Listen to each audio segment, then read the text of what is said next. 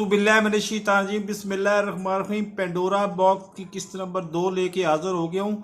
इसमें आलमी नाम बहुत ज़्यादा हैं, वो आपको आने वाली किस्त में शायद आज ही आपको बता दूंगा। लेकिन इसमें पाकिस्तानी नाम जो है वो अहमियत रखते हैं, और पाकिस्तानियों में भी स्पेशली जो आजकल गवर्नमेंट का हिस्सा है, हुकूमत का हिस्सा है, हुकूमत वक्त का हिस्सा है, उनके खिलाफ एहतसाब होता है या नहीं होता। असल क्वेश्चन ये है, क्योंकि वज़ीर आज़म के एक मामले खुसूसी थे वकार साहब, उनके बेटे के नाम पे भी कंपनी है, शौकत तरीन साहब के नाम पे भी कंपनी है, खुसरो बख्तियार साहब के नाम पे भी कंपनी है, खुसरो बख्तियार साहब की बेगम के नाम भी कंपनी है। तो इन जो फोकस मेरा इन लोगों पे होगा जो हुकूमत वक्त का हिस्सा है।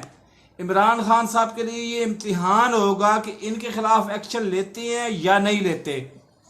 तो मैंने 2-2 मिनट की वीडियोस बनानी है, और बेवकूफ़ नहीं हूं कि मैं ये पहले दिन ही 50 वीडियोस अपलोड करके तो आपको प्लेलिस्ट दे दूं कि आप सारी की सारी डाउनलोड करें और देखते रहें और मैं 50 दिन देखता रहूं।